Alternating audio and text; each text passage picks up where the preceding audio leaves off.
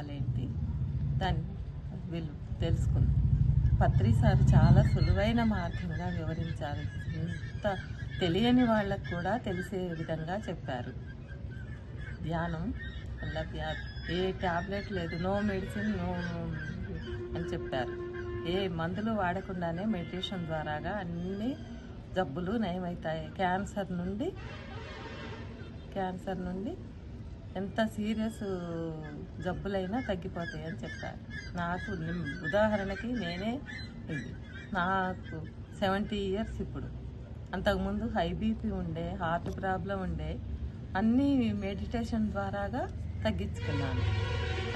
ఇప్పుడు 12 సంవత్సరాల నుండి డిసెంబర్లో జరిగే ధ్యాన మహాయజ్ఞానికి సేవకు కూడా వెళ్తున్నాను. ఆ 11 రోజులు అక్కడ సేవ చేసుకొని వస్తాను. చాలా ఆరోగ్యంగా ఉంటుంది, హెల్తీగా. ఎక్కడ ర్యాలీలైనా ఎక్కడ మెడిటేషన్లైనా వెళ్తూ ఉంటాను. చాలా హెల్తీగా ఆరోగ్యంగా ఉన్నాను. నాకు ఏ ప్రాబ్లం లేదు. ఇప్పుడు ఇంట్లో కూడా పిల్లలందరూ నాకు మంచిగా మెడిటేషన్ వల్ల చాలా మార్పు వచ్చింది. చాలా మంచిగా ఉంది నాకు. అందుకని అందరూ కూడా ధ్యానం చేసుకోవాలి, మంచిగా ఆరోగ్యంగా ఉండాలి అని చెప్తూ ఉంటాం. ధ్యాన ప్రచారం చేస్తూ ఉంటాము, అందరికీ చెప్తూ ఉంటాం ధ్యానం గురించి.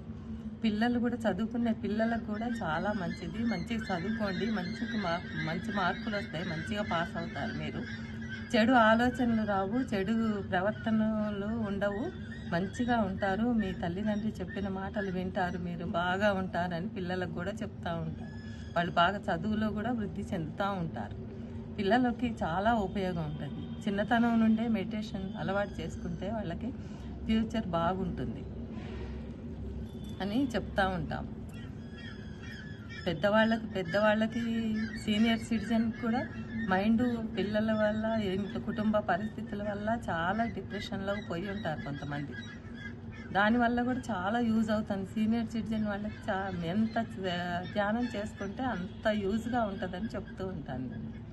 ఎక్కడ కూర్చున్నా, బస్సులో ప్రయాణం చేసినా, ట్రైన్లో ప్రయాణం చేసినా ధ్యానం గురించి పక్క వాళ్ళకి చెప్తూ ఉంటాను. మంచిగా ఉపయోగించుకోండి. మీకు ఏ ఆరోగ్య సమస్యలు ఉండవు. అదే హాస్పిటల్కి వెళితే డబ్బులు అవుతూ ఉంటాయి. పిల్లలు కూడా మారుతూ ఉంటారు మిమ్మల్ని చూసి. మీకు మంచి ఆలోచనలు వస్తాయి, మంచిగా కోపం తగ్గుద్ది, అన్నీ తగ్గిపోతాయి, బాగుంటుంది, ఆరోగ్యం బాగుంటుంది, అన్ని విధాలా మీకు చాలా స్థిమితంగా ఉంటుంది మనసు అని చెప్తూ ఉంటాను. చాలా లాభాలు ఉన్నాయి. పిల్లలకు కూడా అదే విధంగా చెప్తూ ఉంటాను. సీనియర్ సిటిజన్కి చాలా ఉపయోగపడుతూ ఉంటాయి.